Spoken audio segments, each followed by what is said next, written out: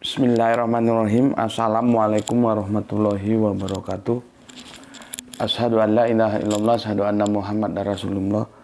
Allahumma sholli ala sayyidina Muhammad wa ala ali sayyidina Muhammad.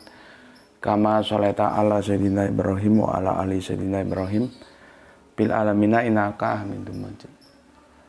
Sebelumnya kita panjatkan dahulu doa kepada Gusti Allah Agung untuk saudara-saudara kita yang telah memberikan sholawatnya kepada channel dakwah ini, sehingga channel ini dapat dengan setia eksis hadir dalam ruang-ruang diskusi kalian semuanya dimanapun kalian berada. Tentu dengan sebuah harapan, insya Allah sholawat itu akan menjadi catatan langit amal soleh bagi mereka dan keluarganya kelak, dan insya Allah akan terbalaskan dengan balasan yang lebih baik lagi. Kemudian untuk seluruh viewer terkasihku dimanapun kalian berada, aku ucapkan terima kasih atas apresiasinya. Semoga selalu always dan tidak pernah never tetaplah bertumbuh menjadi satu pribadi tangguh yang anti skip dan anti download. Bagi yang berkenan silakan saja di share, tapi linknya ya, link kajiannya. Jadi jangan diunduh lalu dipotong-potong kemudian diunggah ulang. Aku tidak kasih izin untuk yang seperti itu. Kemudian untuk kalian semuanya ya, ucapkan terima kasih atas apresiasinya, atas doa baiknya untukku dan keluarga, dan semoga kebaikan doa itu juga tercurahkan untuk kalian semuanya. Sebagai sama saudara kita saling mendoakan dalam kebaikan, dan insya Allah doa kita bagian dari sekian banyak doa yang dikabulkan oleh Gusti Allah Agung. Amin amin ya robbal alamin. Oke, kita lanjutkan kajian kita ya. Kemarin seri yang ke-5, sekarang kita masuk seri yang ke-6. Spidolnya di mana ini tadi? Sebentar, cari spidol dulu.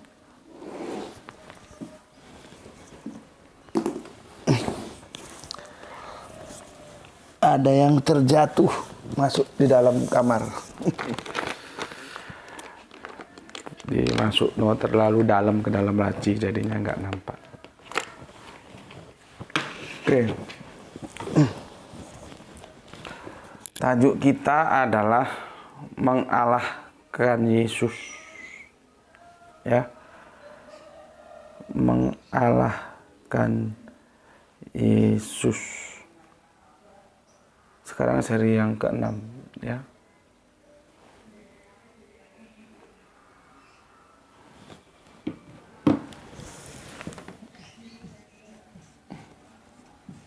Mengalahkan Yesus ya. Menyulap kata merubah makna. Menyulap kata merubah makna ya. Mazmur 4:5-7 dan Ibrani 1:8.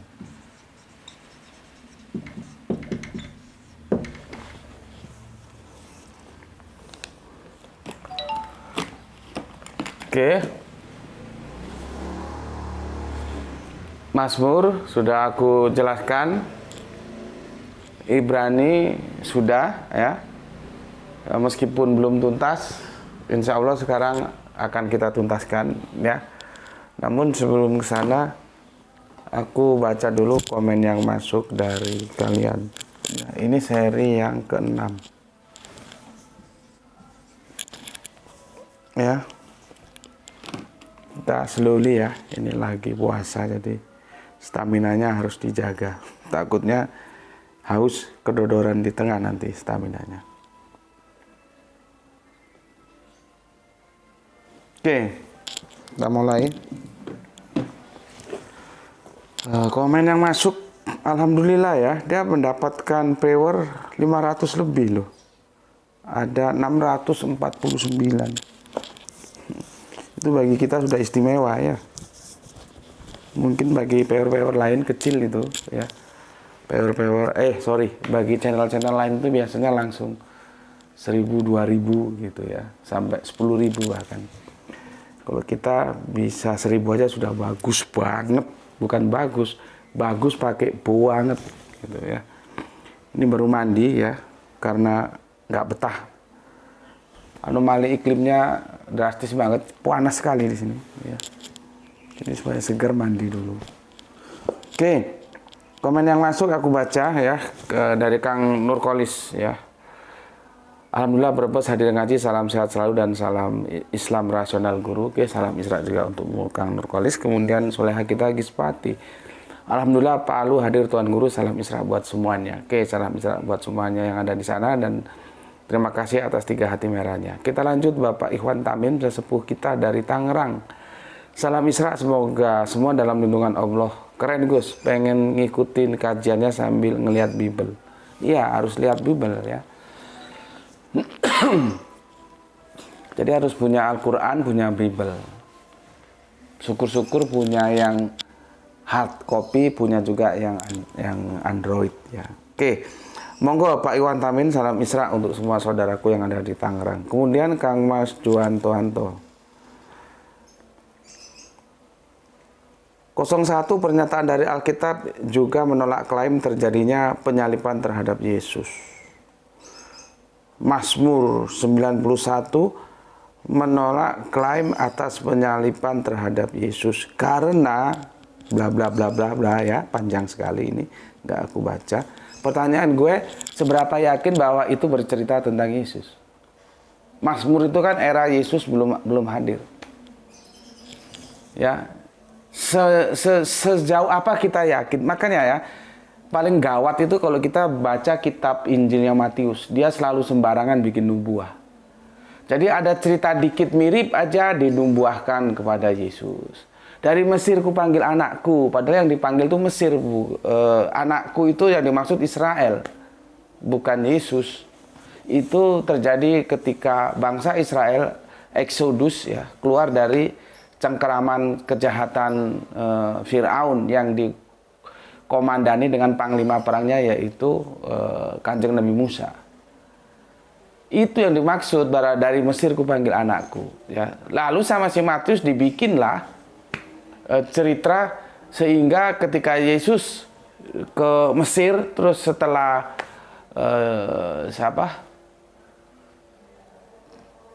yang penguasa Romawi mau membunuh dia itu sudah tewas, sudah nggak ada, terus dia kembali lagi ke Mesir, terus itu disandarkan, dari Mesir ku panggil anakku, padahal itu bukan ke Yesus. Cuman kita ya mahfum lah ya, karena memang Injilnya Matius itu kan mau dipasarkan kepada orang-orang Israel gitu, mau ditawarkan, dipasarkan gitu ya.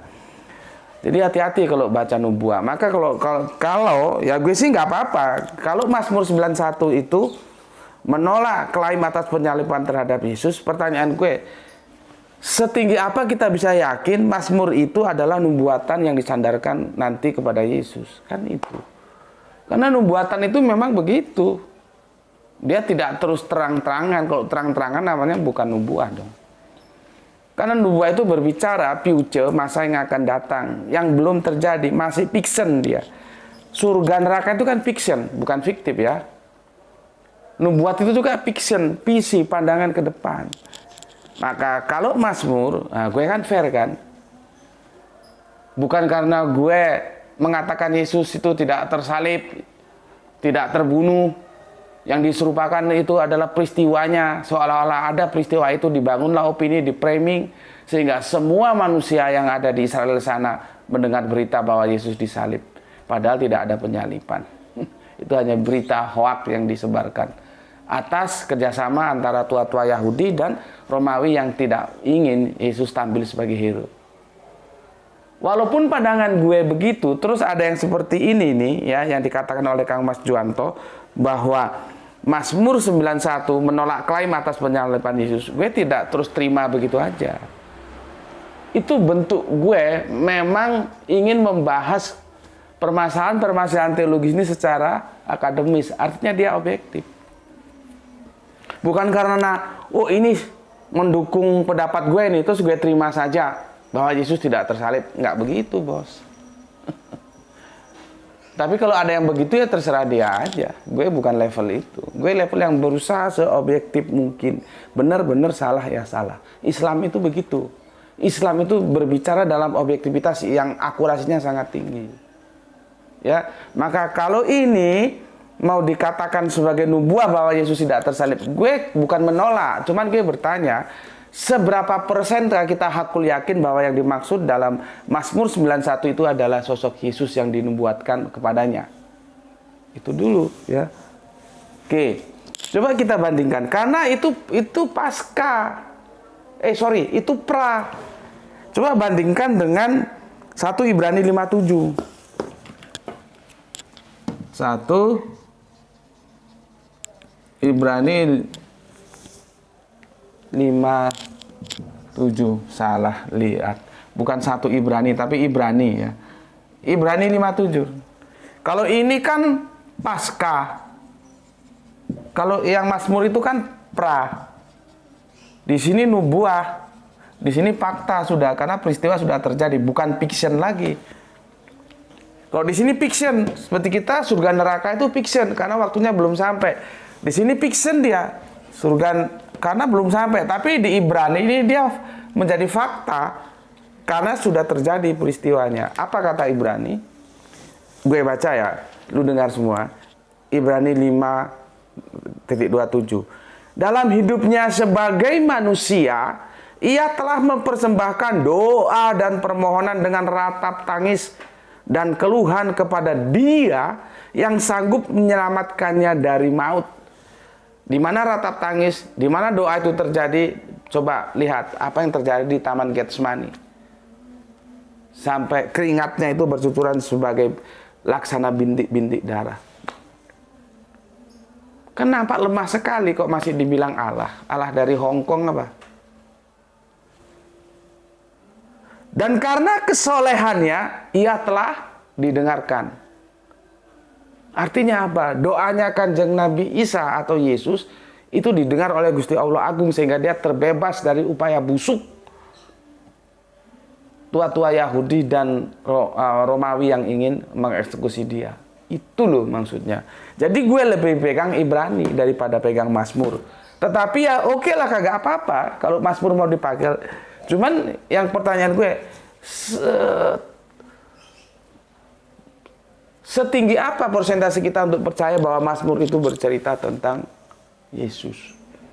Karena bicara nubuah, hati-hati, dikit-dikit nubuah, ya. Terutama kalau kalian membaca Injilnya Matius. Oke. Kita lanjutkan.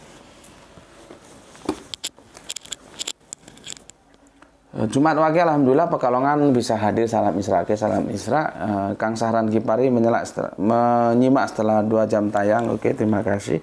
Gue ini sepertinya agak cepat ya, karena sebentar lagi adzan dan ini pertanyaannya banyak sekali. Kang Juwanto sama ya komentarku tadi ya. Jadi aku nggak baca ya. Mohon dimaklumi ya. Sama. Ya. Gue pikir-pikir peristiwa penyalipan masih seru ya. Masih seru ya di komentar ini. Lain kali kalau kita mau bahas oke deh ya. Terutama supaya kalian tahu bahwa umat Islam itu tidak berpatokan pada terjemahan. Jangan disamakan dengan umat terjemahan. Kalau gue nggak terima tentang terjemahan yang ada itu sah-sah saja. Gue pasti menuju ke original teksnya. Tentang suibalahu oke. Tentang kota luhu oke. Tentang apa lagi? Solabuhu oke. Nanti kita bahas. Ada nggak domir di sana? Kalau ada bagaimana, kalau nggak ada gimana. Tapi itu sebenarnya sudah kita bahas ya beberapa waktu yang lalu. Cuman kalau otaknya goblok aja ya tetap aja nggak ngerti ya. Ya gimana lagi ya namanya goblok kok. Kecuali dia mau meningkatkan, mengekspan ya pengetahuannya itu bagus. Tapi yang parah sudah kafir goblok pula itu sulit dikatain. Sudah kafir goblok pula itu yang sulit, mau dibilangin apa? Itu masalahnya ya. Oke. Jadi Kang Juanto ngerti ya, gue kagak baca, alasan gue juga seperti itu. Sejauh apa anunya, apa namanya, keyakinannya. Apalagi kalau kamu ngutip Galatia 3:13, itu kan kacau juga, digantung atau disalib. Dari situ loh seorang dokter masih ngotot bahwa Yesus disalib dan dia nggak pede sama kitab sucinya, mau lihat sejarah. Itu dokter kelas apa itu? Bagaimana kita mau percaya sedangkan berita sekitar penyaliban saja sudah baku bunuh. Sudah tidak ada yang sinkron. Galatia 3:13 itu digantung apa disalib, di pohon atau di kayu, kan kacau lagi ya. Oke, kita lanjutkan ke Pak Abdul Muluk. Assalamualaikum. Waalaikumsalam. Beliau sedang dinyimak. Go salam Isra untuk semuanya. Oke, terima kasih. Kang Juanto, oke, terima kasih ya. Seperti tadi jawaban gue. Oke. Kita ke Aki Beben. Aki Beben panjang sekali ya. Saya merasa lucu aja, Perjanjian Baru itu kitab suci atau buku dongeng. Masalahnya katanya penulisan kitab suci itu terilhami. Memang seperti yang dituliskan Aki Beben, kalau ada surat Paulus, bahkan 14 surat kanon terbanyak dalam Perjanjian Baru yang merupakan ajaran yang diakui sendiri oleh Paulus, bukan merupakan firman Tuhan. Itu memang masalah lagi itu, ya. Jadi yang mengatakan itu Paulus sendiri, itu pendapatku, bukan firman Tuhan. Itu ada beberapa kali Paulus mengatakan begitu. Cuman faktanya di lapangan, tulisan Paulus itu justru mendominasi Perjanjian Baru. Itu loh masalahnya di situ. Seharusnya kan kalau otaknya bekerja, ya ini kitab suci, enggak sih. Terus ini ajaran Paulus ini gimana ini, gitu loh. Jadi kalau menurut gue sih, tinggalkan, jangan mau menerima soteriologi salib, karena itu sesuatu yang tidak masuk akal, tidak rasional. Ikutilah soteriologi logos. Kalau otak waras itu siapa yang salah, dia yang dihukum. Kagak mungkin Allah itu salah menghukum. Yang salah itu Adam dan Hawa kok, yang dikerjain kok Yesus yang sekian abad kemudian. Itu secara rasional, akal waras, hukum positif juga nggak bisa menerima. Makanya tinggalkan soteriologi salib dan kamu tetap Kristen nggak masalah. Ikuti soteriologi logos. Itu loh. Otak itu dipakai beragama. Ya. Terima kasih untuk Aki Beben ya. Kemudian untuk Ditaku-taku ya. Assalamualaikum warahmatullahi wabarakatuh. Waalaikumsalam. Gus Peti sehat selalu nggih, Gus. Nggih, terima kasih. Salam Isra juga dan terima kasih atas merah hatinya. Kemudian Kang Rasmin Asmat, bismillah Makassar hadir Tuan Guru. Nggih, salam Isra juga untuk semua saudaraku yang ada di Makassar. Kemudian Kang Wahyudi Junaidi, assalamualaikum Gus. Waalaikumsalam. Nyimak kajian sambil nyeruput ipok dan nikmati kelanting. Salam Isra. Oke, salam Isra untuk semua yang ada di sana. Kemudian Rian bukan Rio Anwar, sorry gue selalu salah baca. Rio Anwar Kusuma, Jakarta Selatan hadir Gus. Oke, terima kasih untuk Rio. Salam Isra juga. Kemudian Dian Yuda Semarang ngaji Gus. Oke, terima kasih. Kang Irfan Al-Akbar masih menyimak setelah menidurkan si kecil di rumah Malang. Mantap, lanjutkan. Kemudian Tipe Mania, nyimak selalu kawan. Oke, terima kasih yang ada di Blora. Oke, salam Isra semuanya. Oke. Kemudian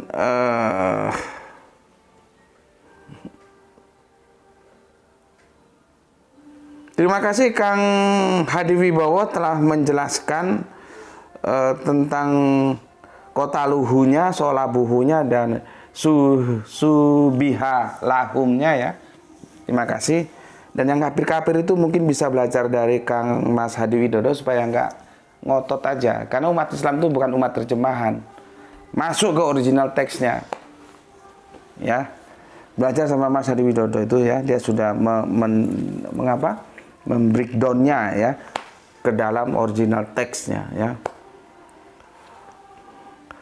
Ini si Heber Sihombing ya. Coba perkataan ini coba kamu masukkan ke dalam relung hatimu yang paling dalam. Ya, otakmu buka, relung hatimu si Hombing ini coba buka ya. Kan pernyataanmu begini. Lucu, peristiwa kok diserupakan. Memang kasihan yang diserupakan itu tidak tahu apa-apa kok disalib. Nah, sekarang kita ganti. Lucu ya, Yesus kok disalib, kasihan disalib, tidak tahu apa-apa kok disalib. Gimana? Coba itu masukkan gitu. Kadang-kadang ya kalian itu mengkritik kepada Islam tanpa menghiraukan karena babi buta sudah babi buta pula. Ya, bahwa kritik itu seharusnya ditujukan ke dalam internal keimananmu dulu, baru dibawa ke dalam pengetahuan. Ya, kalau iman itu kan orang nggak bisa rubah, yang bisa diri kamu sendiri. Yesus disalib itu gimana? Maka pertanyaanmu lucu, peristiwa kok diserupakan. Memang kasihan yang diserupakan itu tidak tahu apa-apa kok disalib. Itu kembalikan objeknya kepada Yesus coba, supaya otakmu bekerja. Ya. Lucu, Yesus kok disalib, ya kasihan disalib, tidak tahu apa-apa kok disalib. Nah, Yesus itu tidak tahu menahu, itu urusan Adam dan Hawa sejak dahulu kala kok, dan itu sudah diselesaikan. Lihat debatku dengan pendeta Halak Batak juga itu, siapa Siahaan, Immanuel Siahaan itu, sudah diselesaikan kok, apa urusannya? Adam sudah dihukum, Hawa sudah dihukum, si ular sudah dihukum, terus apa lagi? Kalau memang dosa waris itu ada sejak zaman Musa, dosa waris itu sudah ada. Hombing, jangan terlalu goblok lah ya. Pelajari kitab suci supaya kamu ngerti gitu loh, kronologisnya seperti apa. Aljus Pismaning, terima kasih. Budi 99 ya, hadir ya Gus, terima kasih. Aku kira itu ya. Sekarang kita masuk ke sini. Sepertinya salib seru ya. Membis nanti, tapi sebetulnya sudah pernah kita bahas. Apanya lagi mau dibahas? Ibrani, kita sekarang ke Ibrani ya. Ibrani 1:8, tapi akan kita baca dari Ibrani 5 ya.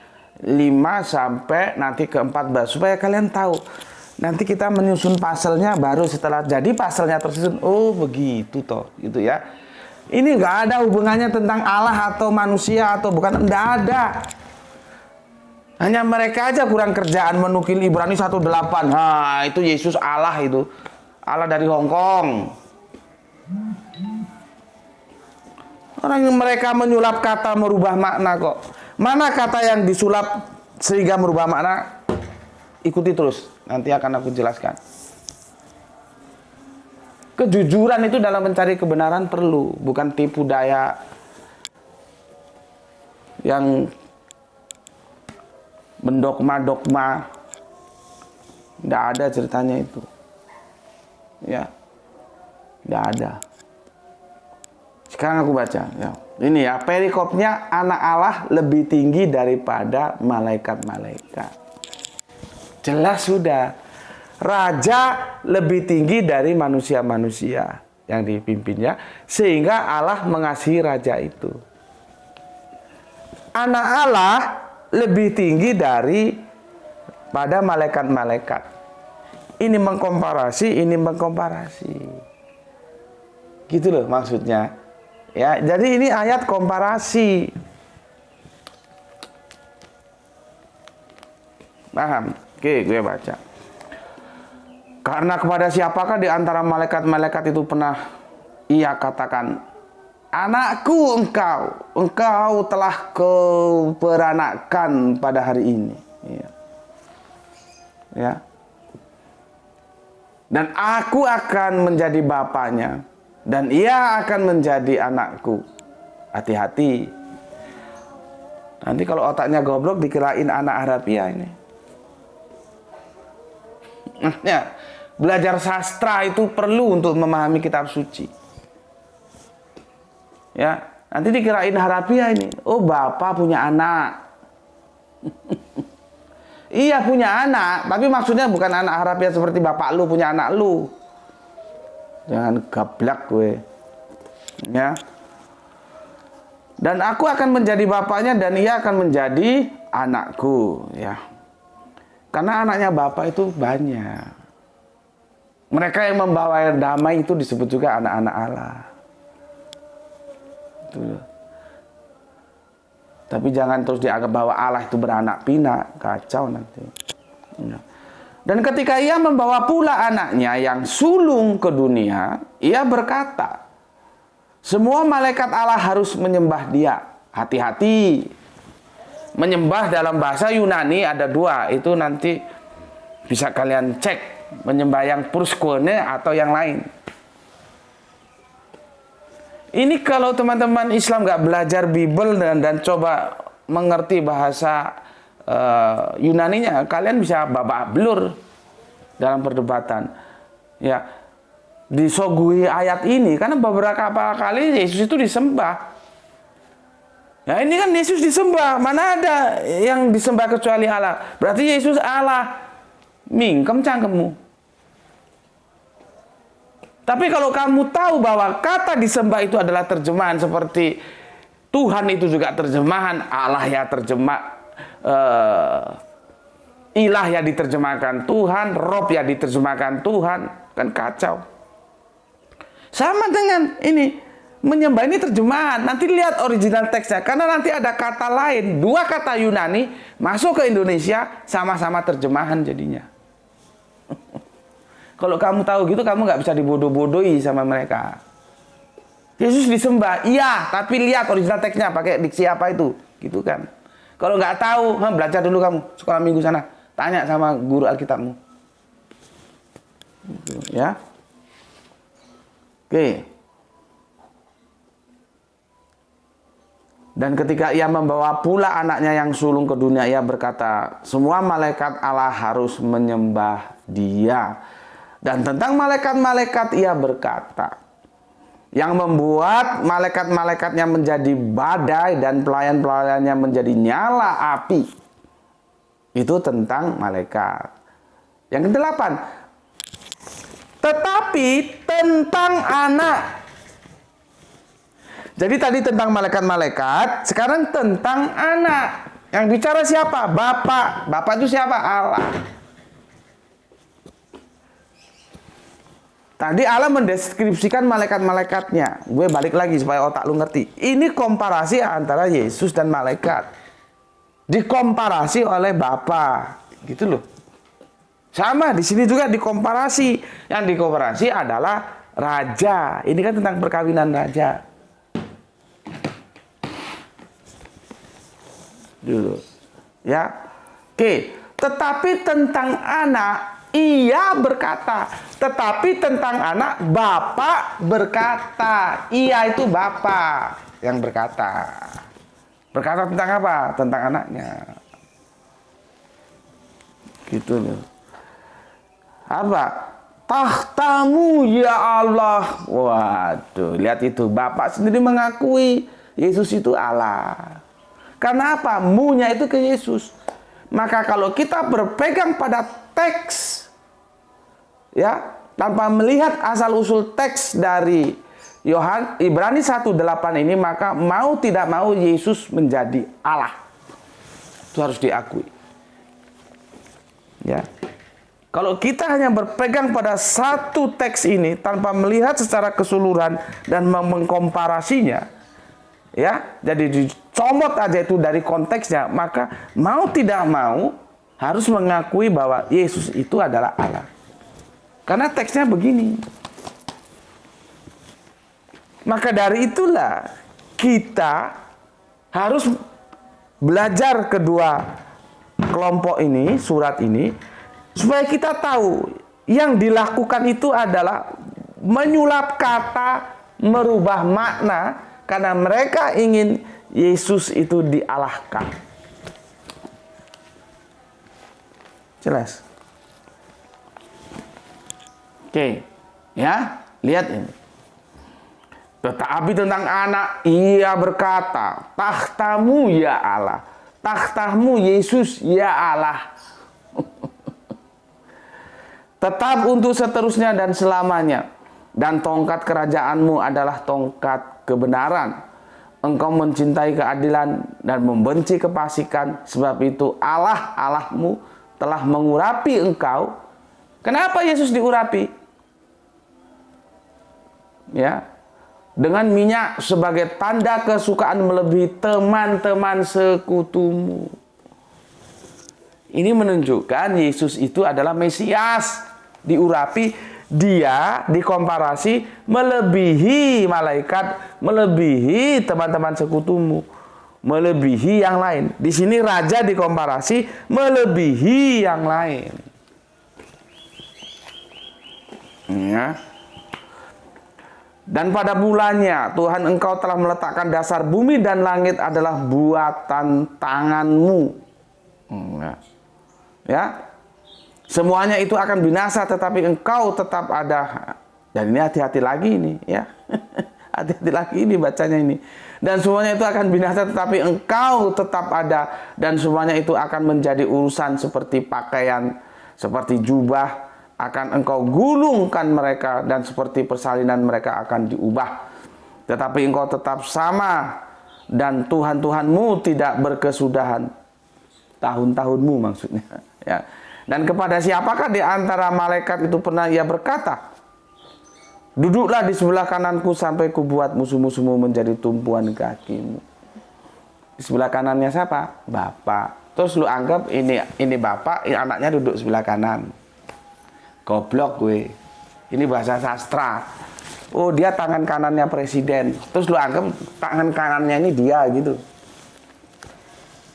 Posisi kanan tuh posisi kemuliaan. Kanjeng Nabi Isa itu dimuliakan oleh Yesus. Kanjeng Nabi Isa itu dimuliakan oleh Allah, maka dia layak untuk duduk di sebelah kanan Allah. Bukan berarti dia terus duduk gini. Karena Allah itu nggak bisa dilihat. Bagaimana yang menulis Ibrani? Memang dia nonton. Oh, itu Allah di sebelah kiri, terus di sebelah kanannya ada Yesus gitu. Memangnya ada yang bisa lihat Allah? Sesuatu yang bisa dilihat itu bukan Allah, kecuali yang dialahkan. Yang dialahkan apa? Ya bukan Allah. Tuh. Ya. Karena kalian kalau nggak digenjot gini, otaknya tetap aja goblok. Duduk di sebelah kanan tuh selalu kira ini kiri, ini kanan gitu. Ini bahasa sastra. Gitu loh. Ya. Oke. Dan kepada siapakah di antara malaikat itu pernah berkata, duduklah di sebelah kananku sampai kubuat musuh-musuhmu menjadi tumpuan kakimu. Ya. Begitu dipujanya Yesus. Sama di sini. Begitu dipujanya sang raja oleh Bapa. Maka raja itu kalau dia baik terhadap rakyatnya, memberikan kesejahteraan, itu Allah itu suka. Ya bukan hanya raja, intinya pemimpin, tak presiden, tak apa, raja kan kalau kerajaan. Tapi kalau dia jadi pemimpin manusia tapi menindas manusia, Allah tidak suka. Ketika raja itu memberikan kemakmuran kepada rakyatnya, baik terhadap rakyatnya, raja suka, maka dia diangkat. Ini juga begitu. Yesus itu baik, maka dia dimuliakan sama Allah. Duduk di sebelah kanan Allah. Yang di sebelah kanan Gus Beti bukan. Ini gue, Gus Beti. Terus di sebelah kanan gue ada duduk. Ya si A lah bilang. Si A itu Gus Beti bukan? Bukan. Yang di sebelah kanan Allah itu jelas bukan Allah. Gitu loh. Ya. Masih nggak tahu bahasa seperti ini. Goblok nih, nggak ngerti. Ya. Oke. Bukankah mereka semua adalah roh-roh yang melayani, yang diutus untuk melayani mereka yang harus memperoleh keselamatan. Dah, aku baca semua. Tuntas. Ya. Jadi sudah jelas. Insya Allah besok tinggal menjelaskan ini dan ini secara bareng. Kalau ini secara sendiri-sendiri sudah. Ini secara sendiri-sendiri sudah. Ya. Tinggal besok titik temunya di mana? Meeting pointnya di mana? Meeting pointnya di mana? Ya. Tapi sudah dapat gambaran sedikit kan? Ini komparatif ini, pembandingan. Ini juga komparatif. objeknya siapa? Raja. Objeknya siapa? Yesus. Ya, isinya tentu pemujaan-pemujaan. Allah memuja raja yang baik. Yesus memuja hambanya yang baik. Wajar. Kamu ketemu pacarmu, kamu puja engkaulah bulan, engkaulah bintang. Terus pacarmu itu bulan bintang. Goblok lu. Di wajahmu kulihat bulan yang tersenyum di sudut kerlingan. Ya, kau umur-umur lu nggak tahu nggak lagu itu. Yang sudah 50 ke atas insya Allah tahu. Judulnya Di Wajahmu Kulihat Bulan. Itu kalau yang nyanyi siapa? Aslinya P. Ramli atau siapa? Cuman itu sudah daur ulang berkali-kali. Ya. Almarhum bapakku paling senang lagu itu. Almarhum mamaku juga senang.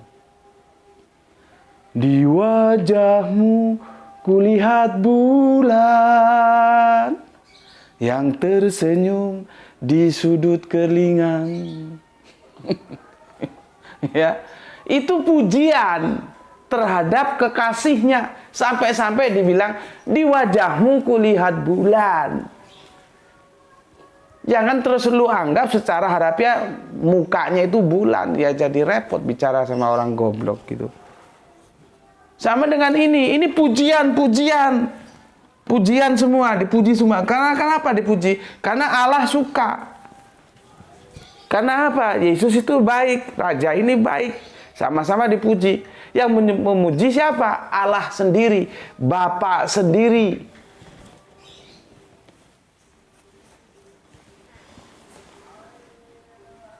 Jelas.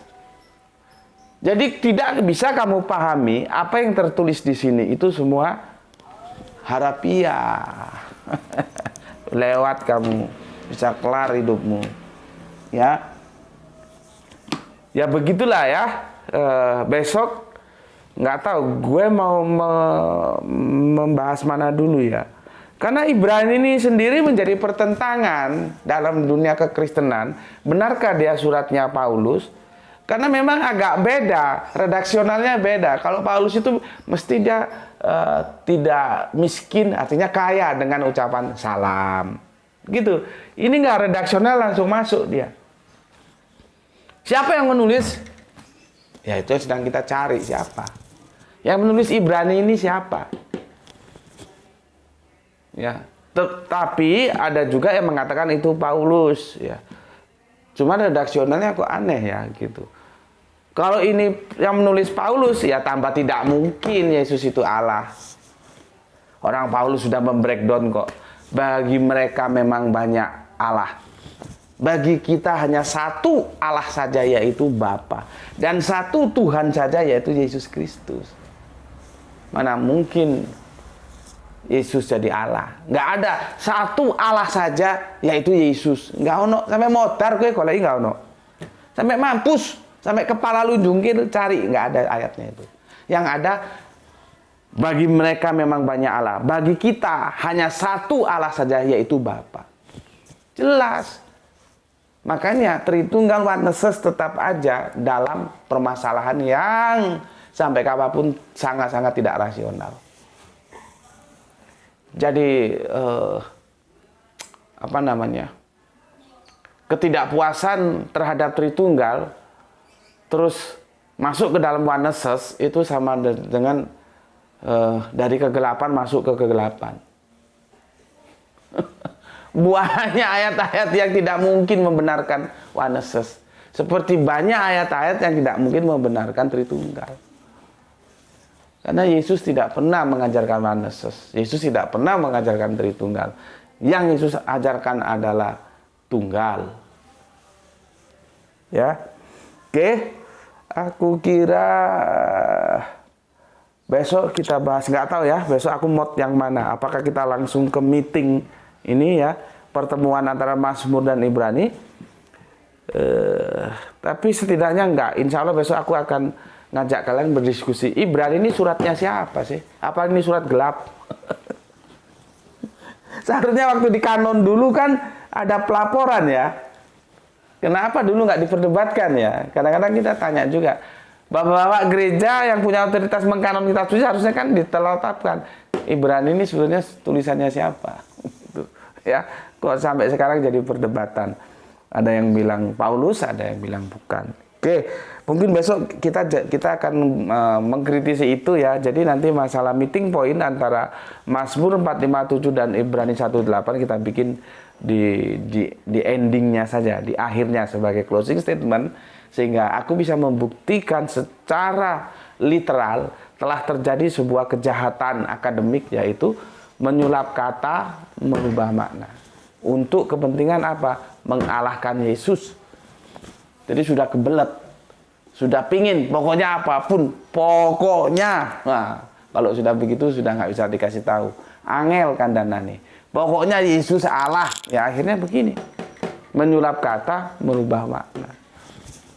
Kan kita sudah bahas yang kemarin-kemarin. Wah ini Tritunggal, baptislah mereka atas nama Bapa, Putra, dan Roh Kudus. Ayatnya sisipan. Nanti gue bilang palsu, lu marah sama gue. Ayat itu kagak ada sisipan. Datang lagi, yang bersaksi adalah Bapa, Roh, dan apa itu? Roh dan Anak. Sisipan lagi. Jadi demennya dengan yang tiga. Kalau ada tiga, oh ini Tritunggal. Ada tiga, oh ini Tritunggal. Tritunggal gondolmu apa? Memangnya Yesus ngajarin kamu Tritunggal? Yesus mengajarkan Allah yang ehad, yang tunggal, bukan Tritunggal. Ya, jadi sampai di sini dulu ya. Semoga kita bisa tuntaskan ini sehingga kamu kalau diskusi sama teman-teman Kristen bisa menjelaskan bagaimana ya seharusnya Ibrani 1:8 itu dipahami. Ya, sampai sini dulu. Pesan aku, jaga Allah, jaga Kanjeng Nabi, jaga Al-Quran, jaga imanmu dalam bingkai keislamanmu, taruh dalam hatimu yang paling dalam. Ya, tetapi tetap memberi hormat kepada saudara kita yang memilih jalan lain karena mereka tetap saudara kita. Ya, semoga mendapatkan keberuntungan, rezeki yang barokah, dan kesehatan yang prima. Terima kasih. Ya, salam Isra, Islam rasional untuk semuanya. Alhamdulillahirabbil alamin.